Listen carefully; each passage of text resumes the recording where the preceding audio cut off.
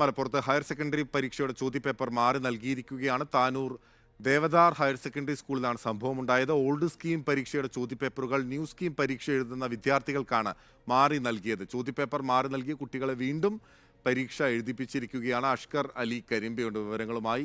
അഷ്കർ, എന്താണ് സംഭവം? ഇപ്പോൾ ഈ കുട്ടികളെല്ലാം പരീക്ഷ എഴുതിയിട്ടുണ്ടല്ലോ അല്ലേ?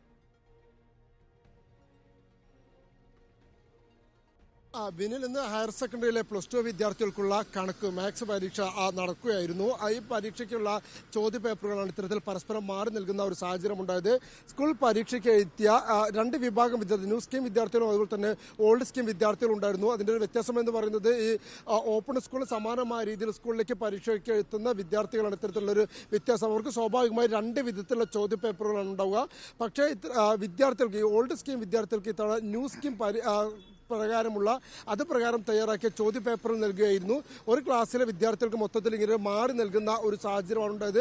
തുടർന്ന് പരീക്ഷ കഴിഞ്ഞ് പുറത്തിറങ്ങിയ വിദ്യാർത്ഥികൾ പരസ്പരം ഇത്തരത്തിൽ ചോദ്യങ്ങൾ പരസ്പരം സംബന്ധിച്ചപ്പോഴാണ് ഇത്തരത്തിൽ തങ്ങൾ രണ്ട് വിഭാഗം എഴുതിയ പരീക്ഷകളിൽ ഇത്തരം വ്യത്യാസമുണ്ട് എന്നുള്ളത് കുട്ടികൾക്ക് തന്നെ മനസ്സിലാകുന്നത്. ആ ഘട്ടത്തിലാണ് അധ്യാപകരും ഈ കാര്യം തിരിച്ചറിയുന്നത്. ഉടൻ തന്നെ അധ്യാപകർ ഈ പരീക്ഷ എഴുതി കഴിഞ്ഞ വിദ്യാർത്ഥികളിൽ നിന്നടക്കം ചോദ്യപേപ്പറുകൾ സമാഹരിച്ചുകൊണ്ട് വീണ്ടും മാറി നൽകിയ വിദ്യാർത്ഥികൾക്ക് വീണ്ടും പരീക്ഷ നടത്തിയാണ് ഈ പ്രശ്നം ഇപ്പോൾ താൽക്കാലികമായെങ്കിലും പരിഹരിച്ചിരിക്കുന്നത്.